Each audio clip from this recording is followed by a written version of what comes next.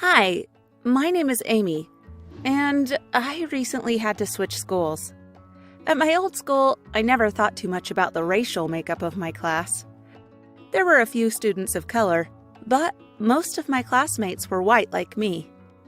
But at my new school, I was going to be the only white girl. For the first time in my life, I had to think about what it's like to be a minority. How they have to deal with being the minority in so many situations. I felt guilty for my fear of being the only white girl. Things are so much harder for people of color than they are for white people. What did I have to complain about? But it didn't change my nervousness about going to a new school. What if people there hated me?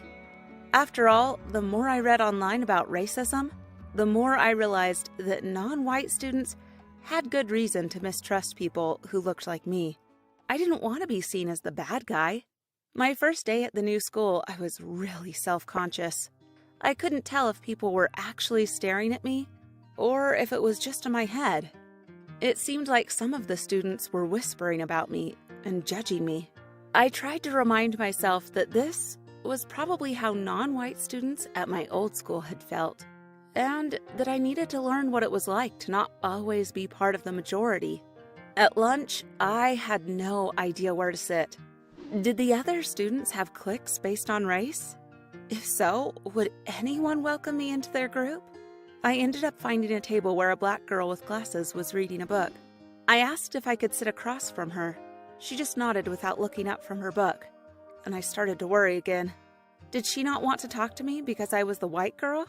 After school, some of the students were hanging out in the courtyard or on the basketball courts, but I didn't feel like I was part of any groups, so I just walked home. When my parents asked me how school was, I said fine.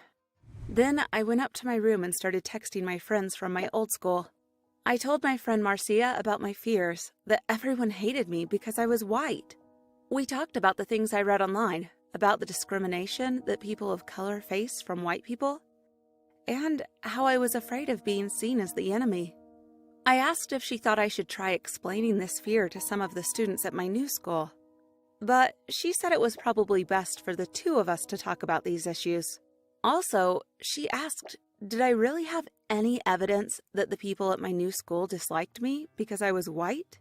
I admitted I didn't, so the next day I sat with the girl with glasses again at lunch, and I introduced myself instead of just sitting silently. Her name was Kendra, and she was a sophomore like me. She wanted to be a writer someday, which was why she was always reading. We had a great conversation, and she told me to meet her in the courtyard after school, and she'd introduce me to some friends. She introduced me to her group, and I got along well with all of them. We ended up going to get fast food, and I told them about my family moving, and how I missed my old school, and had been nervous about coming somewhere new. I didn't mention my skin color, just the fact that I felt out of place here because I was new. A couple of the girls in the group had moved before, and agreed that it was hard to leave old friends and make new ones. One of them talked about being the only black girl at her old school. I realized that while race could definitely play a part in people's feelings of displacement, the fear of going to a new place and starting over was common, no matter what your skin color is. After that, things got rapidly better. I just tried to be kind to everyone I met in my new school, and soon I was surprised to find that I was popular. I'd never been popular at my old school. I hung out with Kendra and her friends, but also made friends with people in some other groups. I tried playing basketball with the jocks after school one day. At first, I was terrible, but then, by pure luck, I made a great shot. Then I really was the queen bee. At least for a day or two, until they realized it had been a fluke.